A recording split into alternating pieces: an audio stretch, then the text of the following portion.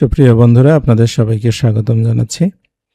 আজকে আমরা আলোচনা করব গুচ্ছ ভর্তি পরীক্ষা 2026 এর বি ইউনিটের কোশ্চেন সলিউশন নিয়ে। তো প্রথমে আমরা ইংলিশ অংশ নিয়ে আলোচনা করব। শুরুতেই আপনাদের আমি জানিয়ে রাখতে চাই যে আমাদের চ্যানেলে তৃতীয় এবং চতুর্থ শ্রেণীর সরকারি চাকরি প্রস্তুতির অনলাইন লিখিত কোর্স 5 এপ্রিল থেকে শুরু হবে। আপনারা চাইলে স্ক্রিনে দেখানো নম্বরে আমাদের সঙ্গে যোগাযোগ করতে পারেন। তো শুরুতেই ছিল একটা প্যাসেজ, বলছে read the passage below and answer the question 1 to 3। প্রথমে বলছে global conflict in 2026 has evolved far behind the traditional battlefield warfare.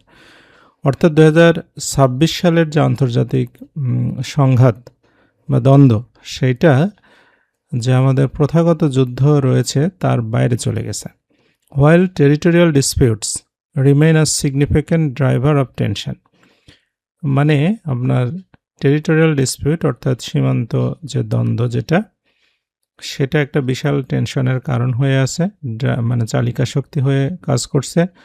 Modern instability is increasingly fuelled by competition over critical resources such as rare earth minerals, water and rapid advancement of technology.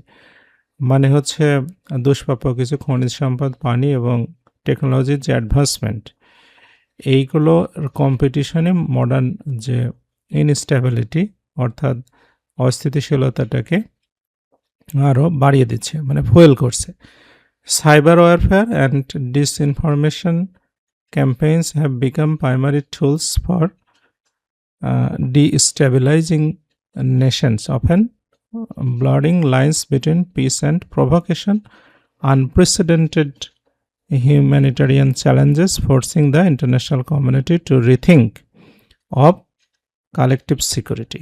বলছে যে cyber warfare যেটা আছে, মানে cyber যুদ্ধ, এবং propaganda মানে disinformation campaigns, মানে গুজব ছড়ানো, মিথ্যা কথা ছড়ানো, এইগুলো হয়ে গেছে আমাদের প্রাথমিক টুলস ফর ডিস্টেবিলাইজিং, অর্থাৎ কোনো জাতিকে অস্থিতিশীল করার একটা হাতিয়ার হয়ে গেছে। এবং এইগুলো হচ্ছে আপনার শান্তি বিনষ্ট করছে, প্রভোকেশন করছে। প্রভোকেশন মানে অস্থিতিশীলতাকে বাড়িয়ে দিচ্ছে।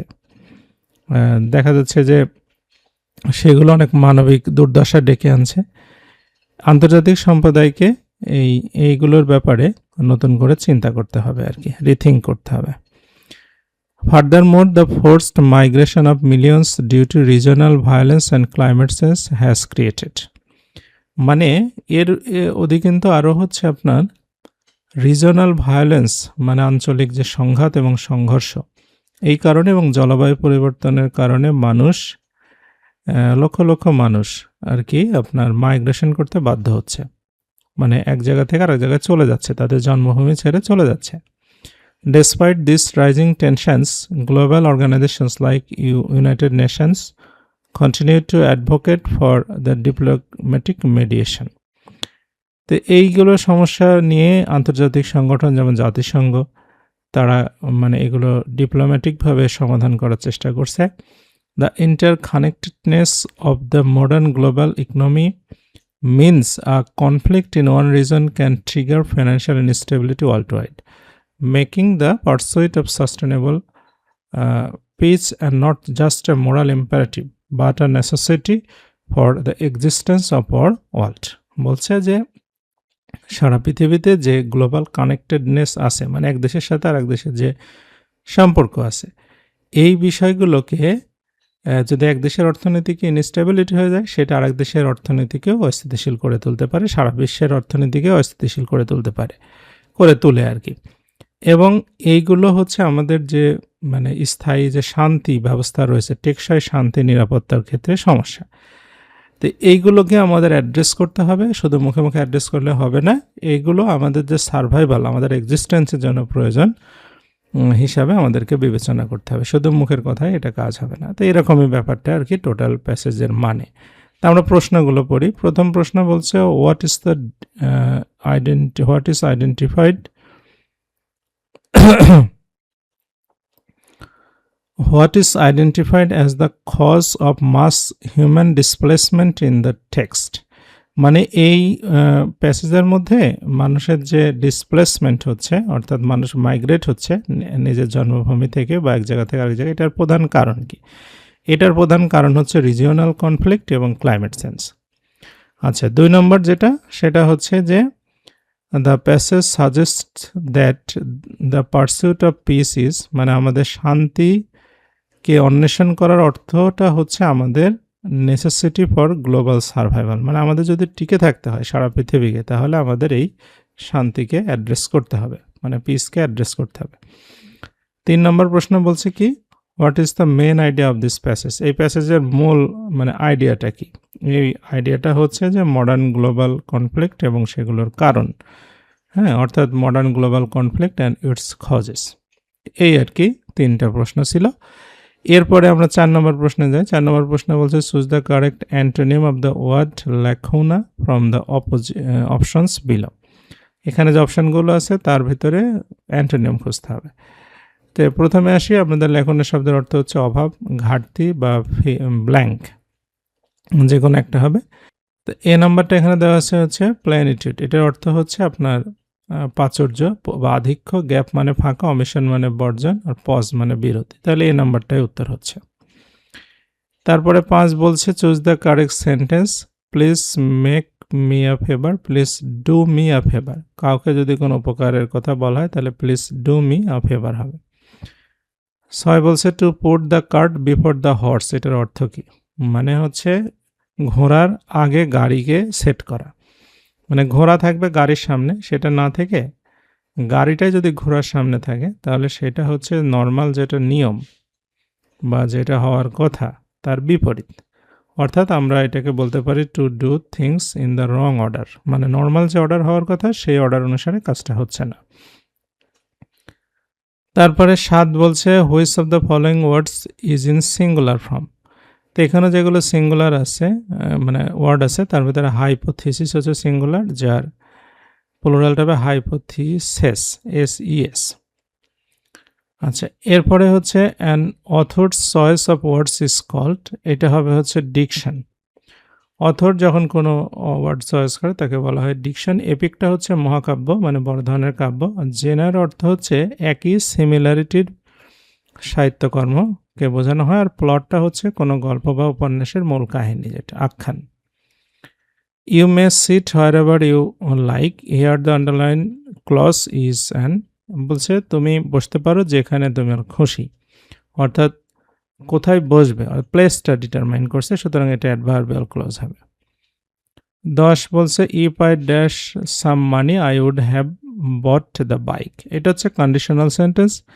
কন্ডিশনাল সেন্টেন্সে বলা আছে যে যদি ইফ ছাড়া যে ক্লজটা থাকবে সেই ক্লজটা যদি উড প্লাস হ্যাভ প্লাস ভার্বের পাস্ট পার্টিসিপল হয়, তাহলে ইফযুক্ত যে ক্লজটা থাকে সেটা হচ্ছে পাস্ট পারফেক্ট টেন্স হবে। তাহলে এখানে আমাদের বলছে ইফ আই সাম মানি, অর্থাৎ আই হ্যাভ সাম মানি, তো এটা যদি আমরা প্রেজেন্ট পারফেক্ট টেন্সে নিয়ে যাই তাহলে এটা হবে I had some money. I had হলে সেটা পাস্ট ইনডিফিনিট টেন্স হবে, তাহলে আই হ্যাড সাম মানি লিখলে পাস্ট পারফেক্ট টেন্স হবে। আচ্ছা, এরপরে 11 নম্বর বলছে in mother in Mannville the mother's behaviour towards Jerry suggest কি। মাদার ইন ম্যানভিল গল্পে মানে মাদারের যে বিহেভিয়ার জেরির প্রতি, সেটা দ্বারা কি বোঝায়? সেটা দ্বারা বোঝায় হচ্ছে ইমোশনাল ইনডিফারেন্স, অর্থাৎ মা জেরিকে অন্য জায়গায় রেখে আসে, তো সেক্ষেত্রে তাদের ভিতরে যে আবেগগত উদাসীনতাটা প্রকাশ পেয়েছে। 12 নম্বর প্রশ্নে বলছে দ্য অ্যান্টোনিয়াম অফ পার্নিশাস, এটার অ্যান্টোনিয়াম মানে বিপরীত শব্দে কী হবে? পার্নিশাস শব্দের অর্থ হচ্ছে ক্ষতিকর, তো এটার বিপরীত হবে হচ্ছে বেনিফিশিয়াল। এখানে হার্মফুল, ক্ষতিকর সিনোনিম দেওয়া আছে। বলছে টু স্মেল আ র্যাট, এটার অর্থ কি? টু স্মেল আ র্যাট, এটার অর্থ হচ্ছে র্যাট মানে হচ্ছে সুসো, মানে হচ্ছে যেটার ইঁদুরের মতোই, যেটার গায়ে গন্ধ থাকে, তো সেটার গন্ধ পাওয়া মানে কোনো বিষয় সম্পর্কে সন্দেহ প্রকাশ করা, অর্থাৎ টু সাসপেক্ট সামথিং রং। 14 বলছে he is immunity to on the floor হবে। 15 হচ্ছে the idiom inner risk usually means, inner risk শব্দের অর্থ হচ্ছে কোনো ডিফিকাল্ট সিচুয়েশনে থাকা, অর্থাৎ being in a difficult situation. এরপরে বলছে I saw the boy on the floor, এইটা হবে হচ্ছে LYING, মানে আমি দেখলাম ছেলেটি মেঝেতে শুয়ে আছে, অর্থাৎ লাইং মানে শুয়ে থাকা। Identify the correct spelling of the word questionnaire, এটা হবে QUESTION কোশ্চেন NAIRE কোশ্চেনিয়ার অর্থাৎ প্রশ্নমালা। 18 নম্বর প্রশ্ন হচ্ছে swimming is conducive to health হবে, অর্থাৎ সাঁতার কাটা স্বাস্থ্যের জন্য ভালো, উপকারী। 19 হচ্ছে হি আক্সড me why I was late, here the underlined clause, এখানে এটা হবে হচ্ছে নাউন ক্লজ, মানে হি আক্সড মি, সে আমাকে জিজ্ঞেস করলো, কি জিজ্ঞেস করলো, হোয়াই আই ওয়াজ লেট, হ্যাঁ, অর্থাৎ এইটা হচ্ছে আমাদের অবজেক্টের কাজ করছে, তো সেই ক্ষেত্রে আমাদের এটাকে আমরা বলতে পারি নাউন ক্লজ। 20 নম্বর বলছে আর ড্রাউনিং ম্যান, এটা ক্যাসেস অ্যাট এ স্ট্র হবে, এটা একটা প্রবাদ বাক্য, অর্থাৎ যতক্ষণ শ্বাস ততক্ষণ আশ, মানে একজন মানুষ যে ডুবে যাচ্ছে সে খড়কুটো ধরেও বাঁচার চেষ্টা করে, অর্থাৎ সর্বশেষ চেষ্টা করা আর কি। 21 হচ্ছে the phrase give a hand, give a hand শব্দের অর্থ হচ্ছে কাউকে হেল্প করা, এটা হবে টু হেল্প। তারপরে 21 হচ্ছে choose the passive form of the sentence people speak English all over the world, তো এই বাক্যে ইংলিশকে আমরা সাবজেক্ট হিসাবে নিব, অর্থাৎ English is spoken by people all over the world. 23 বলছে identify the indirect speech of the sentence I will avenge your murder, she cried over her husband corpse, মানে মেয়েটি তার হাজব্যান্ডের লাশের উপরে চিৎকার করে কান্নাকাটি করে বলল যে আমি তোমার হত্যার প্রতিশোধ নেব। তাহলে এইটা she cried over her husbands corps, তারপরে দ্যাট হবে, যেহেতু আই আছে সাবজেক্ট অনুসারে চেঞ্জ হবে, মানে শি হবে, অর্থাৎ শি উইল আছে উড হবে, অ্যাভেঞ্জ হিজ মার্ডার, ইয়র থাকলে ইয়র মানে সেকেন্ড পারসন অবজেক্ট অনুসারে পরিবর্তন হবে, অর্থাৎ আর হাজব্যান্ড অনুসারে হবে, মানে ইয়র হবে। 24 বলছে the synonym of the volatile, volatile শব্দের অর্থ যেটা স্থির নয়, পরিবর্তনশীল, এরকমগুলোকে আমরা ভোলাটাইল বলবো, তাহলে এটা টেম্পোরারি। হাম্বেল অর্থ নমনীয়, ফ্র্যাজাইল মানে ভঙ্গুর, ডোসাইল মানে হচ্ছে বাধ্য। The project was risky, the management decided to proceed, এই ফিল ইন দ্য ব্ল্যাঙ্কসগুলো এখানে আমাদের বলছে যে বিপরীত ওয়ার্ড হওয়ার কথা, হ্যাঁ, কিন্তু এখানে যদি দ্য প্রজেক্ট ওয়াজ রিস্কি, তার মানে কি হতো, ম্যানেজারের উচিত ছিল প্রজেক্টটাকে বাদ দিয়ে দেওয়া, তাহলে আমাদের বিপরীত সেন্টেন্স যদি পরে থাকতো তাহলে নেগেটিভ হতো, কিন্তু না, এখানে বলছে the management decided to proceed, মানে ম্যানেজমেন্ট চিন্তা করছে না রিস্কি হলেও কাজ চালায় নেব, অর্থাৎ পজিটিভ লিঙ্কার হবে, তার মানে হাওয়ার হবে, হ্যাঁ, হাওয়ার তারা চিন্তা করছে যে প্রজেক্টটাকে ক্যারি করব।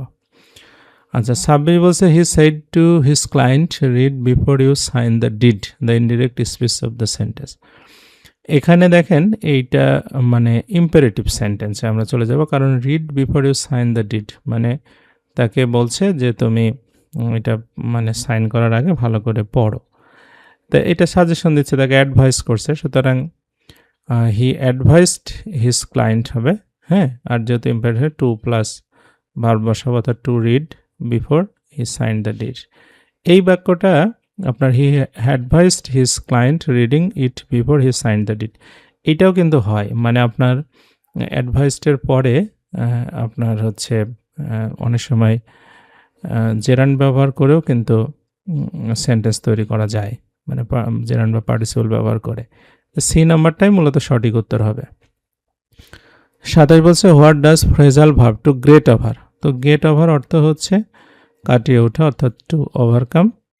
28 হচ্ছে choose the indirect speech he said to me why were you working so hard yesterday, মানে সে আমাকে জিজ্ঞাসা করলো, হোয়াই যেহেতু এটা হচ্ছে ইন্টারোগেটিভ সেন্টেন্স হবে, তাহলে why were you working hard yesterday, তাহলে হি আক্সড হবে, আক্সড মি, আর এখানে যেহেতু WS দ্বারা শুরু হয়েছে WS থাকবে, অর্থাৎ why I had been working, যেহেতু এটা হচ্ছে আপনার পাস্ট কন্টিনিউয়াস টেন্স আছে, তাহলে পাস্ট পারফেক্ট কন্টিনিউয়াস টেন্স হয়ে যাবে, I had been working so hard the previous day. আচ্ছা, এরপরে আমরা 29-এ আসি, চুজ দ্য কারেক্ট সেন্টেন্স। এখানে হচ্ছে he is believed to be honest, মানে প্যাসিভ ফরম্যাটে হবে, মানে তাকে সত্যবাদী বলে বিশ্বাস করা যায় বা সৎ বলে। কারেক্ট স্পেলিং ছিল, এটার বানান হবে ইন্ডিজেনাস, INDIGENOUS। ইন্ডিজেনাস অর্থ হচ্ছে স্বদেশীয় বা আদিবাসী যারা। 31 বলছে choose the correct meaning of the idiom to burn the midnight oil.